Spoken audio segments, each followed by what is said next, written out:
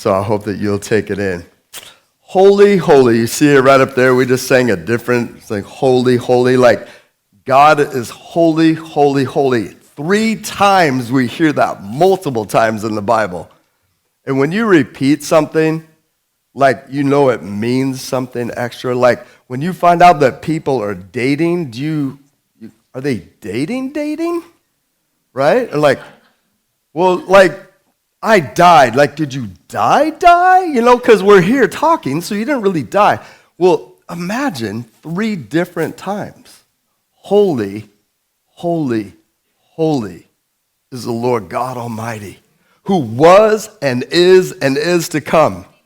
This is like, no question, God is it. And he calls his people, his followers, to be like him. But it doesn't just say, look, I want you to go be like me, good luck.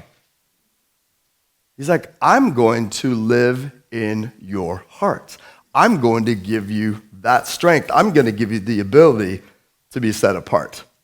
And that's what holy means, right? Is set apart. Now, God is set apart from everything and everybody else, you guys. God is way different. You know, you hear that phrase, built different. She's just built different. He's just built different. God wasn't built at all. He's the builder. He's the one. And so I want to say that if we're going to be holy, holy, we're going to be fully holy, not just dabble in some holiness or maybe check it out on Sunday or when I really need some help or when cottonwood just robs me of life. You know, I'm going to be holy so maybe God will answer me. That's not what we're talking about. That's not what God's talking about. He's talking about, well, let's go to 1 Peter 1. I know some of you have spent a lot of time in the Bible, so you know right where that is. It's near the end, and you're like, yeah, it's exciting. And some of you are like, what? I don't even have a Bible. You can get a Bible app. You can go on our app and get a Bible app, and you can just take a picture of whatever that little QR code is in front of you, or you can look up on the screen, or you can open a good old-fashioned Bible that you brought. I read out of and teach out of the English Standard Version, not because I think it's perfect, because there's no perfect translation. I do think there are great translations, and then there are some better ones, and then there's some paraphrases, which are really cool, but they're not translations. But right here in the ESV, 1 Peter 1, 15 and 16 says, but as he who called you is holy, you also be holy in all your conduct. Now, I know that there's some people that don't normally come to church and they're not like accustomed to a pastor being up front, not being, smart sometimes. But I want to ask you, what do you think it means, so we can have a conversation, to be holy in all your conduct? What do you think that means? Come on now, Darcy. It means I need Jesus a whole lot. Yep. What else? Say, even when nobody's watching, what were you going to say? Incorporating God's teaching into everything you do all the time. Try to. What else do you guys think? Trust in Jesus. What's that? To be different from the world, which, frankly, may not be all that hard to do. You may not need Jesus to be different from the world. You're going to need Jesus to be set apart from the world. Well, it's different. Doesn't that mean the same thing? Actually, he says, all your conduct. You cannot do that. Well, then why does he say to do it? Because that's who he is. He's perfect, and he's holy, and he's set apart. He's above everything else, and he calls us to be in him. Listen to what it says in verse 16. Since it is written, you shall be holy, for I am holy. God is calling you and I to be set apart. What's our strength to do so? Him? Are you sure it's not like grief or sorrow or shame or embarrassment? Or a desire to do the right thing so God can pay me back? You know what transactional is, right? Give me an example of what a transaction would be. Anybody got one for me? Say it again. Oh, I thought you said I gave you a daughter, you give me a brownie. I was like, my girl loves brownies. Okay. Okay. Enjoy the breathing that does come with a little overcast and some rain. Okay, so I give you something, you give me something. If I come to church, you're supposed to give me all the things. Whew. Gosh. Ooh, could you say that for the people up top? Has anybody given Jesus their life because he gave them theirs, they responded to him, and their life still isn't perfect? A third of us. No, I'm just kidding, all of us. Isaiah, stand up. Amy, were you waving just like to say hi, or did you have something that you wanted to say?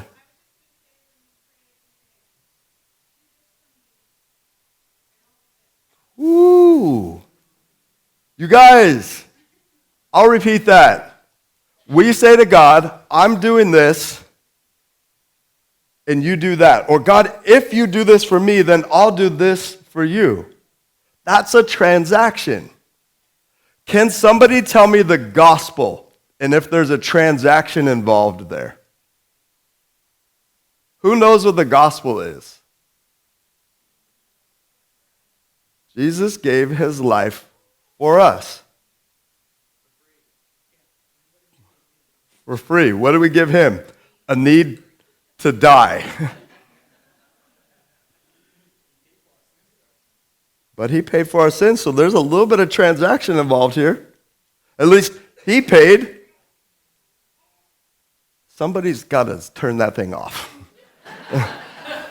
Or somebody's stealing the car.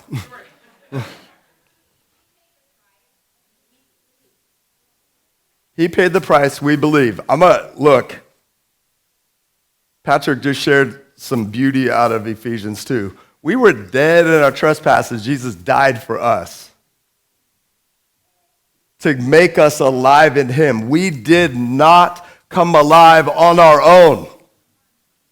But he died for us. He set us free. He gave us the opportunity to be awake, to be. Now there's so many people that get confused by this, and I'm one of them. It's like, wait a minute, was I dead? Yeah. How did I become alive? Anybody want to answer that for the confused me and maybe some of the other people that are confused? How'd you come alive if you were dead? Born again. Does any child choose his or her conception? Somebody else chose that. Now, a child can push to be born and all that kind of stuff, so the analogy breaks down a little bit. But for us to be born again, we have to be able to be given that life, and that life only comes from Jesus Christ. He's the one that makes us alive. He's the one that calls us to be holy because he's holy and then gives us the ability to do it. But we don't always know how to do it.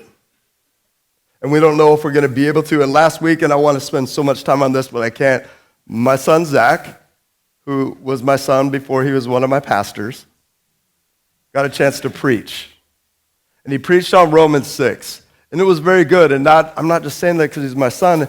I wouldn't even say just because he's a youth pastor here. I'd say it because it was good. It was good. Let me read something for you out of Romans 6. The Pastor Zach used kind of a bunch of different ways to get it. It starts right here in verse 1. What shall we say then? Are we to continue in sin that grace may abound? By no means. How can we who died to sin still live in it? I love that he went through all the different translations of what by no means means, and he did the nah fam, which is like a, paraphrase of Gen Z or whatever. But the reality is this is called license. Because we've been saved by grace, because he's the only one that can give us the ability to do it, and since we can't be lost to him, we could just sin, run up the tab, Jesus already paid it. You know what it reminds me of? It reminds me of this cartoon that I saw when I was a kid called The Far Side. Do anybody remember the Far Side cartoons? Well, there's these two men that are fishing in a boat. And in the background, you see a mushroom cloud, like a nuclear mushroom cloud. And the guy says to his buddy, you know what this means, Hal? You can forget the limit. So you're like, what? Okay, there's no limit if the world's going to fall apart and be destroyed, so get as much fish as you can, maybe even throw some dynamite in there. Or a battery, and some of you are like, you're starting to mess with my family. The reality is, just because we've been saved by grace and we couldn't do anything about it doesn't mean that we don't have some responsibility to actually receive and to live and to walk it out and even share it. We actually do have all that opportunity and responsibility, and only God can give us the ability to do it. But for many of us, we think it was by grace we were saved, and it's by our efforts that we have to stay saved.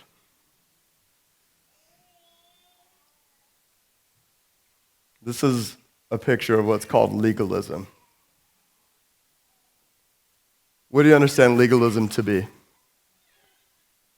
When you hear the word legalism, you probably see the word legal in there, so yeah, there's a good hint. What's legalism? Say it again. Okay, yes, but I mean, as a Christian, I'm supposed to follow the rules. How does legalism go a little bit deeper than just following the rules? Okay, there's a definite application of it, bub. Yes, expecting other people to do it. What's next?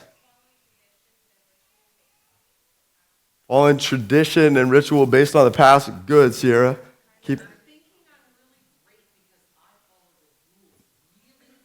We're getting there. Thinking I'm great. Yeah, it's like it's me. Look, I transactionally deserve to be blessed because I've done what's right now. Okay, now, here we go. Here's a dude who's with Jesus right now. Warren Wiersbe, he answered the question like this. It's the belief that I can become holy and please God by obeying laws. If I follow the rules, I can become holy. I can please God. Now, there's a lot of people that actually try to honor God by doing what he said. When you start to think that you can become holy on your own or you can please God because of what you've done, you know how many people have actually told me they have to do this, this, and that for God to be happy with them? You know what I say to them? I get it. I understand that. It's a mess, but I understand it. It's not right, but I understand it.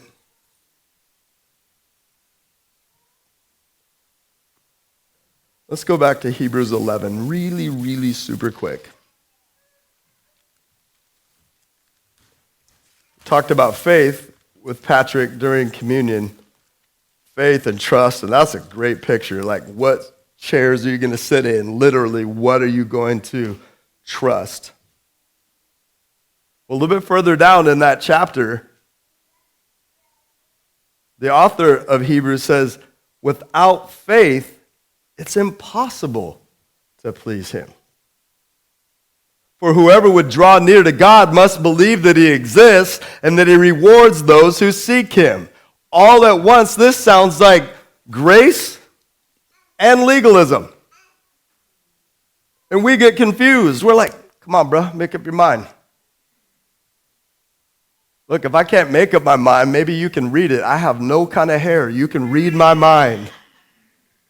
But what I'm trying to tell you is that this is not trying to confuse us. This is saying it's all the above. You need faith to please God. God gives you faith. You've got to receive it. How do I know he's giving it to me? Because I'm starting to believe that he's the only hope, the only way, the only opportunity for me to please him is to have faith in him and to trust him that he actually does this, even though I can't explain it.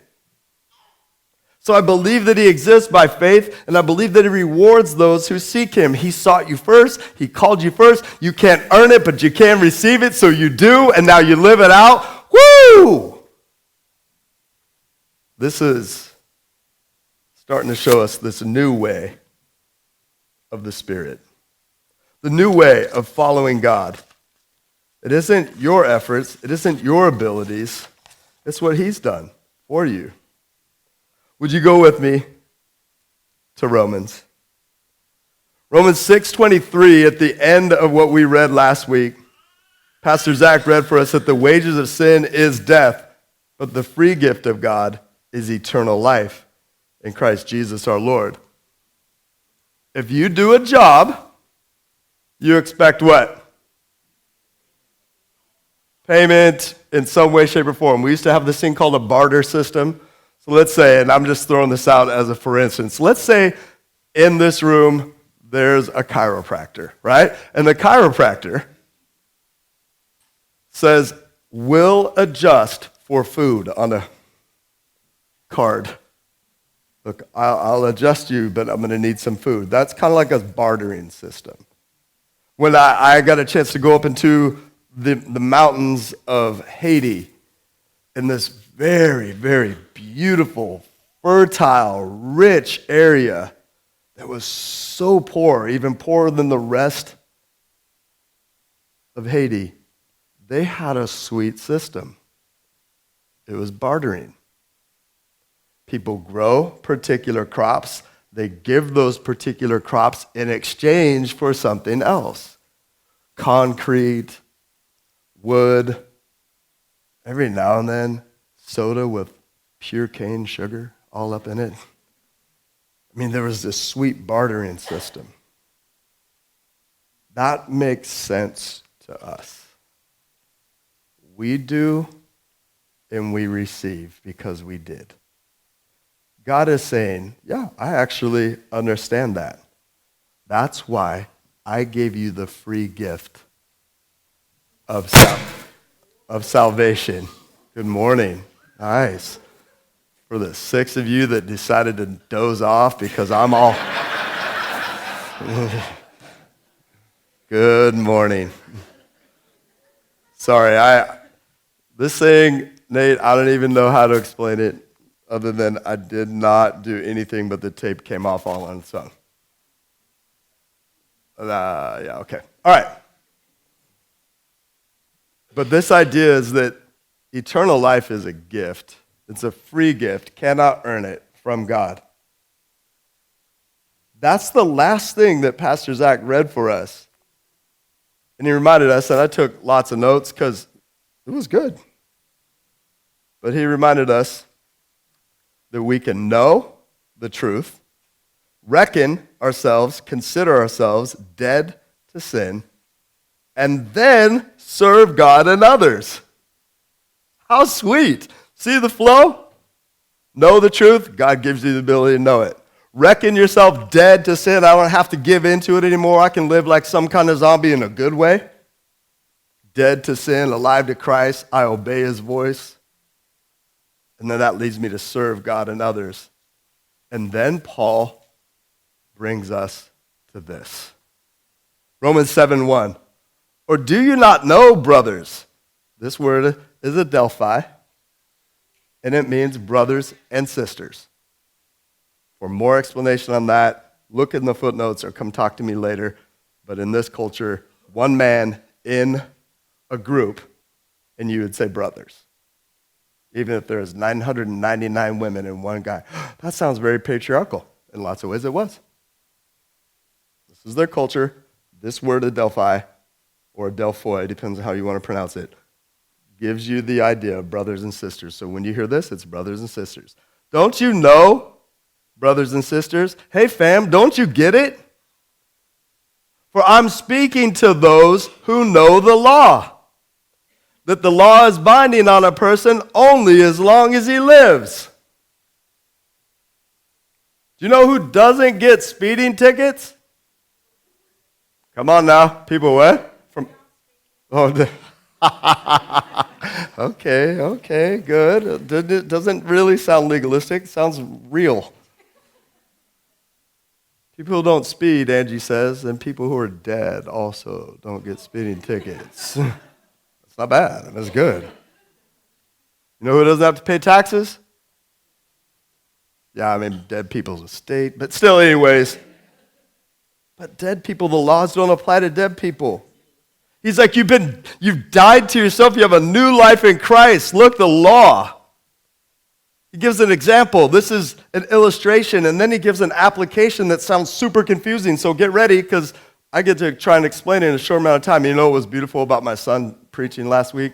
He got done what we call on time. Whatever. Gosh. Silly boy. Really, he put me in a bad spot with our friend and co-laborer in Christ, John Merwin. All right. John's like, no, he didn't get done early. He got done on time. I'm like, yeah, you guys are weird on this whole time thing. But I want to try to explain it in a shorter amount of time, hopefully. But he gives this application, this illustration. For a married woman is bound by law to her husband while he lives. But if her husband dies, she's released from the law of marriage. Accordingly, she will be called an adulteress if she lives with another man while her husband is alive. But if her husband dies, she's free from that law. And if she marries another man, she's not an adulteress. Please, let's not get all of our doctrine and all of our theology about marriage from this one little passage. I want to talk to you more about that. I don't have time today to say it. Right in here, we don't hear anything about divorce, okay? Nothing. We hear about life and death. If a woman's married to a man and he's still alive and she's with another man, that's called adultery. But if he dies, it's not. He's bringing this up to teach us a pretty valuable lesson. I want to take a look at it with you. Marriage and the law. We used to be married to the law. Whether you wanted to or not, there was a law. You need to be perfect. If you're not, you're separated forever. You need to follow all the rules or you're a rule breaker, and the only way you're going to make it is by grace. And so many people didn't look for the grace. They just looked for keeping the rules. Do you know that at some point they broke the rules? Do you know that everybody breaks the rules? I've never killed anybody. Great job. Wonderful. Have you ever lied? No. Yes, you did just now when you said no. Well, no, I'm just not a liar. I don't, as the old saying goes, and I say it lots of times, I don't smoke, drink, or chew, or go with girls that do. So I'm fine. That is a bar, but there's a perfection bar. What if you've been prideful? What if you have been a person who degrades other people with the hopes of shaming them into changing or with the hopes of making yourself look better or whatever? I mean, the list goes on. And it starts here and here, Jesus said. And then it comes out. And so nobody's perfect, as the old saying goes.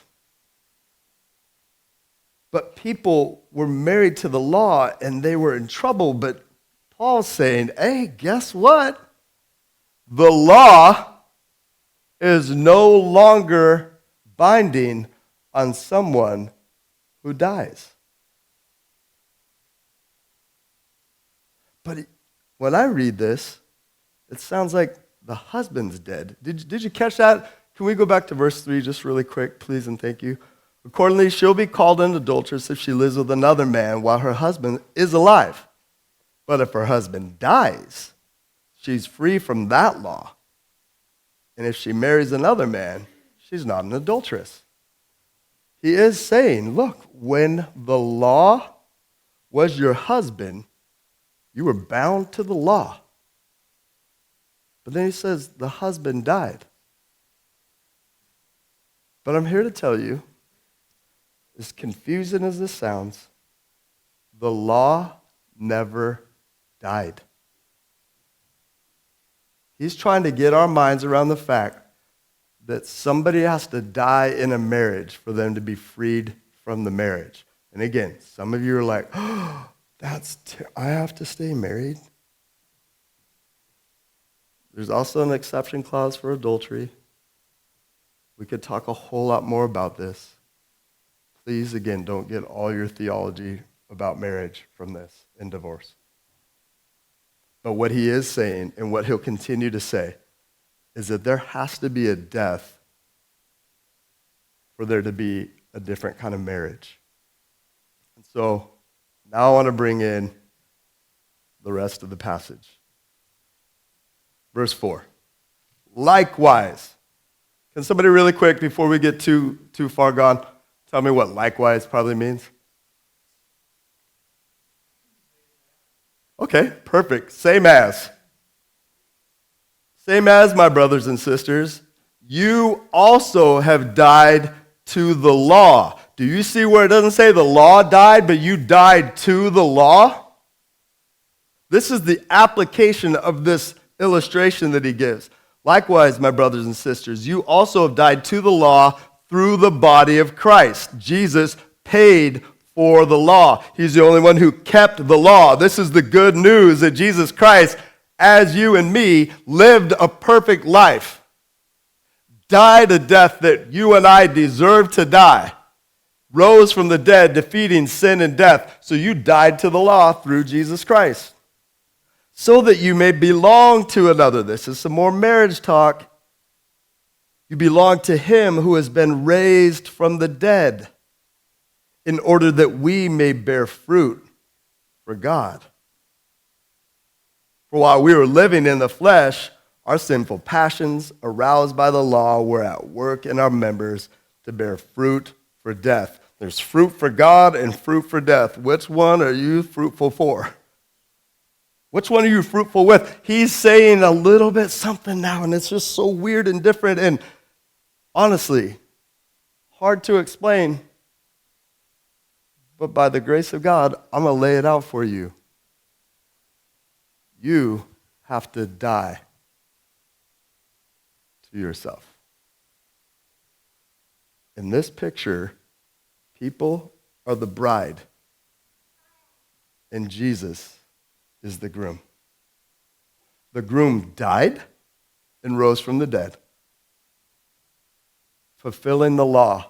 The only way you and I don't have to fulfill the law is to be dead to ourselves and alive in Jesus Christ. This is the good news. So now he's talking about, wait a minute, you died to the law. You don't have to pay that anymore. The only way this works out is if the bride dies and rises again, something new.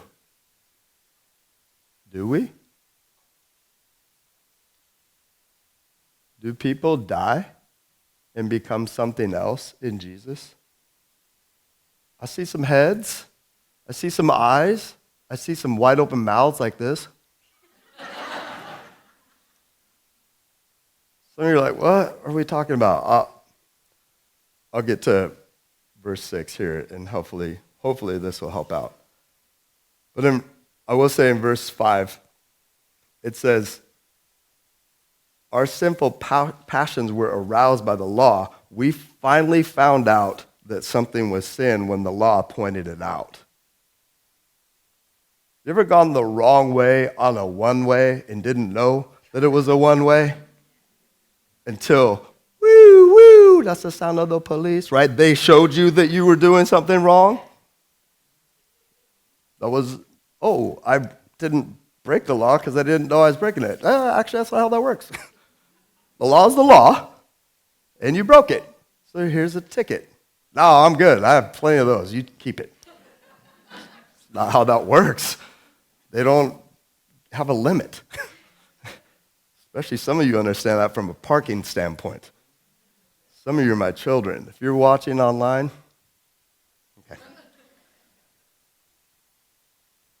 But all of this, like, it was aroused. My eyes were on it. Now my focus has become the law. I want to try to keep the law. I can't keep the law, and I just keep sinning. I keep doing this thing. I need help. The only fruit I had was insecurity, anxiety, depression. I can't do what's right. That's next week, by the way. He really gets after that. Like, I want to do what's right, but I just can't. Ooh, then you're going to need a new life.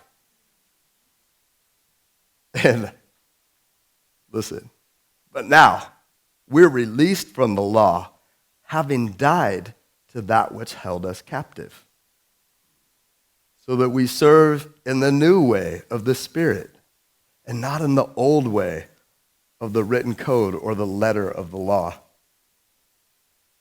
How can we have this new life? We have to die to the law by dying to ourselves, by dying to the ways that we think, if I just do enough good things. People, you've been saved, many of you, and then you think, well, I got to do all these things. I got to do all the right things so God can accept me. God didn't accept you on your merit. He accepted you on His. That doesn't mean you have license to just do whatever you want. It means you're set free. But either way, you don't win if you're trying to just do whatever you want to do because Jesus set you free. You are free, but you're free to be the holy individual you're supposed to be. You're free to live out my life for Christ. Not so He'll finally like me, but because He already does love me and He set me free, now I can follow His ways, to honor Him and to glorify Him. But I love how, and this is real for us, we love God, love others, serve generously. That's really what we felt was the core of the greatest commandment and the Great Commission. That God loved us first, so we get to love Him and love others. And in so doing, we're going to serve generously both God and people. One more time in verse 6, but now we're released from the law, having died to that which held us captive, so that we serve in the new way of the Spirit and not in the old way of the written code. What's the new way? Anybody got an idea? Come on. Oh boy, Isaiah, we're here at church. Oh boy. It's the Spirit. It's Jesus. It's His love. It's His life. It's His death. It's His resurrection. It's His bill. And He paid it in full. And so we don't just keep the rules so He likes us. We keep the rules because He set us free to honor Him. Well, I've got to stay at 55 or I'm not saved. I don't mean 55 years old. I mean 55 MPH. Some of you are like, whoa, wait a minute, what? You're going to get into the driving thing again? That's the only time I feel unsaved is when I'm driving. You're saved. So can I be like a dad for a second? Can I be like a coach for a second? You're saved. So flip and live like it. Go ahead. You don't just have permission. You've been set free from having to do it to earn anything. You can't earn it. It's been given. It's a free gift. So walk it out, baby.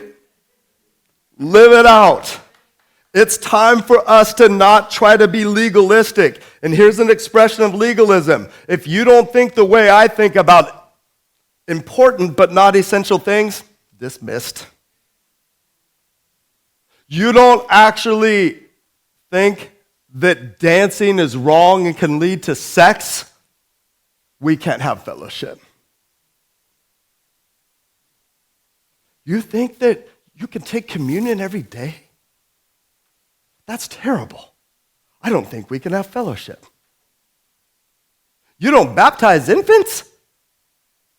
We can't have fellowship. You think that baptism is salvation? We can't have fellowship. Now we're starting to get into some essentials and stuff like that. And so listen to the Live It Out, because I am going to actually try to give you in about a 30-second soundbite how you can do a better assessment on whether you're being a legalist or not. But how are you going to move towards Jesus? First of all, you got to die to the law. That means you got to give up your life. You got to say, nope, it's Jesus. It's Jesus who paid for me. I was married to the law, and it was a terrible marriage. And then Jesus came in, died, rose from the dead, paid all my sins, gave me somebody new to be married to. But for that marriage to work, I had to die myself. And I was raised in him, new life, new beginning. You're like, bro, these like allegories and metaphors and illustrations are weird. I know, keep reading it. Sounds like a lot of death. Well, it ends in life forever. That's the good news, right? And so moving towards him is submitting to him. Moving towards him is not holding people accountable for something you can't do either. It's pointing them to Jesus. I do love the idea of Paul saying, follow me as I follow Christ. But he does not say, follow me because I am Christ. Right? It's following Jesus together. And for some of you, I don't even know quite sure how to explain this other than to say, you guys have been bound by performance. And your performance didn't save you. Jesus did and does. So do what you do to glorify him, not to make him owe you something. Because he doesn't. But he does set you free to walk it out and to live it out. You find yourself wanting to bless him. You ever been watching a movie with somebody and you realize just how bad that movie is all of a sudden because that somebody's right there? We watched a movie called 16 Candles with our daughter Genesis when she was 16. I took the movie back. They have this place called a video store. We did videos. And, yeah, anyways, but I had to take it back. I was like, gosh. And some of you are like, that's not that bad. Okay. Between me and the Lord, I didn't say I wasn't saved. I was like, because I was saved, that was hard for me to watch. Especially with my daughter. I was like, this is what I'm showing her? As I stand before you this morning, God is convicting my soul for what I've allowed in my household since that time. And that's not so I can keep the law so God can approve of me. That's because I want to honor him better. And he's coming after me.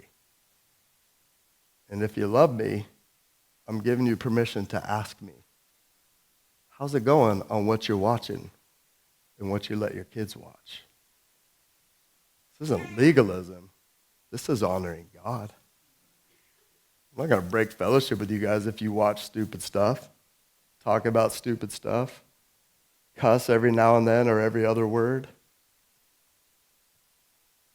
But I am going to ask you to move towards Jesus, and I bet that will start to change some of what you got going on. Jesus, you and you alone are awesome. You could land this crazy brain of mine and give people something to take because you're awesome, not because I am. I ask, Jesus, that we be the kind of people that seek first your kingdom and your righteousness. Not so you'll give us everything, but because we believe you're everything. And all that we need will be added to us. All that we've ever hungered for is satisfied only in you. Would you give us eyes to see that and ears to hear that and hearts to believe it? I love you, Jesus, and I praise you.